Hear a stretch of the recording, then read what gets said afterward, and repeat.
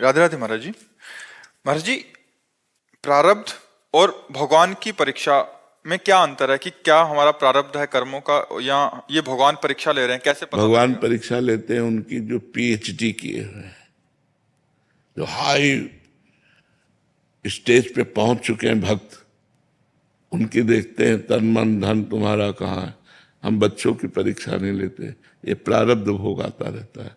जैसे विपरीतता है, दुख है, विपत्ति है, शरीर में रोग हो जाना है, ये सब प्रारब्ध भोग के अंदर। इतने महान भगवान हम जैसे छोटे बच्चों की परीक्षा नहीं लेते, वो परीक्षा लेते जैसे मोरत ध्वज आरा चलवा रहे या तो चींटी काटे तो परेशानी हो जाए। साधु वेश में गए थे, कोई कृष्ण रूप में थोड़ी गए थे, साधु वेश में गए तो सिंह अर्जुन को बनाया था और कहा हमारा सिंह भूखा है। बोले मांस ला के दे देते हैं, क्योंकि अतिथि देवो हो, भूखे तो नहीं जाने देंगे। तो उनका नहीं, सिंह और कोई मांस नहीं खाएगा, तुम्हारे पुत्र का खाएगा, और वो तुम्हें चीरना होगा, आरे से चीरना होगा। न तुम्हारे आंसू आने चाहिए, न पुत्र के आंसू आने चाहिए। चीर के ऐसे ऐसे महान भक्त हुए जो, देखो गुरु अर्जन देव जी कितना कष्ट सहा है, तेरा किया मीठा लागे।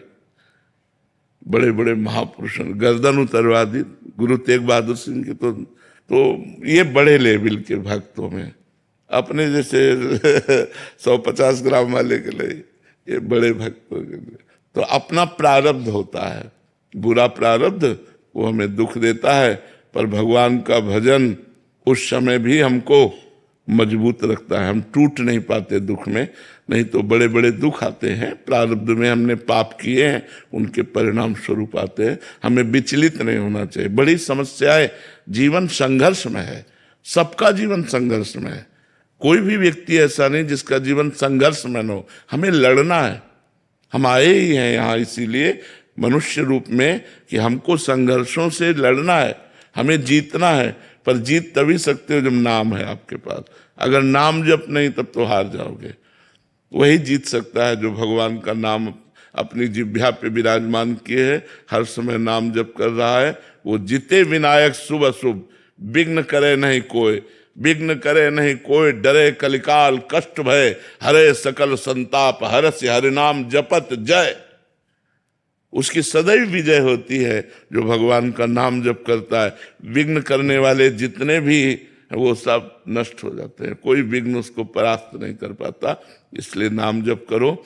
भगवान परीक्षा बड़ों की लेते हैं, जो बड़े भक्त होते हैं अपने लोगों की परीक्षा नहीं लेते। अभी ककाहरा नहीं आता, परीक्षा क्या ले? परमार्थ का, अध्यात्म का ककाहरा नहीं आता तो जो अध्यात्म की पीएचडी की है उनकी परीक्षा होती है कि अब तुमने तन मन प्राण सर्वस्व समर्पित कर दिया, अब 22 बाजारों में कोड़े मारकर तुम्हारे शरीर की खाल उधेड़ी जाएगी। अब बोलो हरि बोल। क्या अपराध था ठाकुर हरिदास जी का? हरे कृष्ण कृष्ण कृष्ण हरे हरे, हरे राम राम राम हरे, यही जप रहे थे। और क्या परेशानी थी? मुल्क के बादशाह को काजी ने ऐसा भड़का दिया तो उनका दंड स्वीकार है, लेकिन मैं भगवान का नाम नहीं छोड़ सकता। तो दंड निर्धारित किया गया, 22 बाजारों में मार कोड़े, बेत मार मार करके उनकी चमड़ी उधेल दी गई, मरा मानकर गंगा जी में फेंक दिया। ये उन महापुरुषों की जो अवतारी महापुरुष है।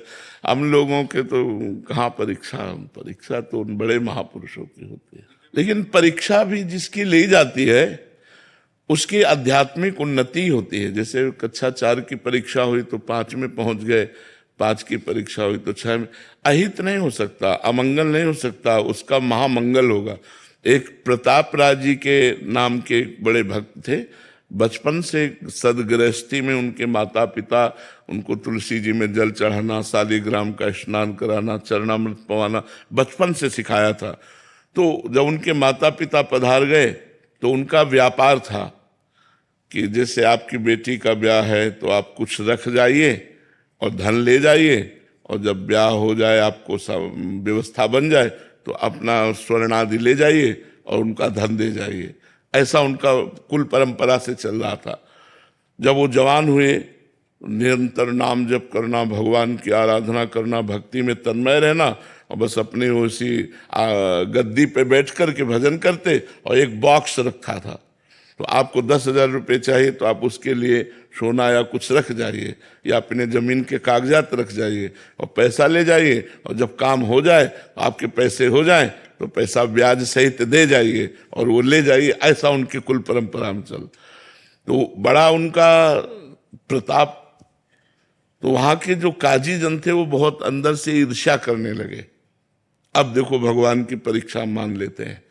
काजी जन जब उनसे ईर्ष्या करने लगे तो उन्होंने 3 अपराधी आदमियों को तय किया। वो आए और कहा, प्रताप राय जी हमारी बेटी का ब्याह है। एक आया, 10,000 रुपया चाहिए। तो बोले उसके बदले में कुछ? बोले हाँ सोना है। बोले रख दो। वो देखते भी नहीं थे और वो पत्थर रख दिए, 10,000 रुपये ले गए। वो विश्वास भगवान के भक्ति में। दूसरा आया, क्या है? बोले कुछ रत्न है। बोले रख दीजिए। तीनों ऐसे, और तीनों पत्थर रख गए।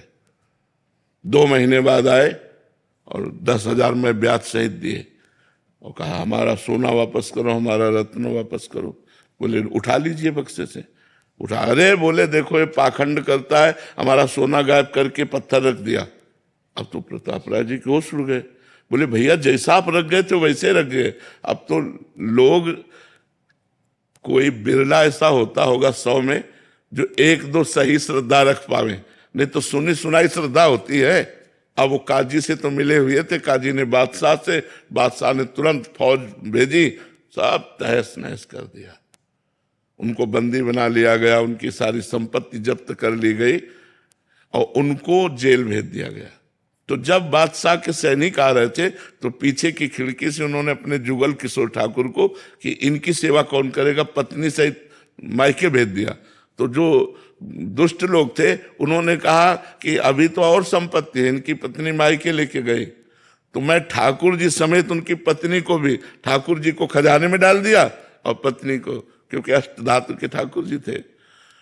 अब पत्नी और पति दोनों जेल में। तो रोने लगे।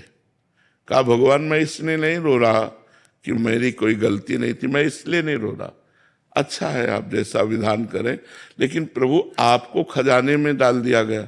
हम सुबह से लेकर शाम तक आपकी सेवा करते थे, मंगला भोग, राजभोग, उत्थापन, शयन भोग। प्रभु मुझे जिया नहीं जा रहा आपकी सेवा की। और चिल्ला चिल्ला के रोने लगे। उसी समय प्रिया प्रीतम प्रकट हो गए। उसी समय जेल में प्रिया प्रीतम प्रकट होकर उनको, ये भक्तमाल जी में है, दर्शन दिए। और बस अब वो तो बदलने का सारा खेल होता है। तुरंत काजी की बुद्धि बदली। अब काजी चरणों में आके गिरा कि आप बेईमान नहीं थे, हमने सब कुछ करवाया था, क्षमा कीजिए। बादशाह से कहा, उनका यश कीर्ति पुनः हुई, सब संपत्ति वापस हुई, ठाकुर जी के साक्षात्कार हो गए। तो ये कभी कभी बड़े भक्तों में भगवान ऐसी परीक्षा करते, कोई अपराध ना होने पर भी ऐसा आपराधिक षड्यंत्र रच जाता है कि लगता है सही है यार। कई तरह के ऐसे भगवान की लीलाएं होती, वो बड़े भक्तों में होते, अपने छोटे भक्तों में नहीं। अपने लोगों को करे तो भक्ति ही खत्म हो जाए। तो ये बड़े भक्तों की बात होती है। आर्यन ग्रोवर जी।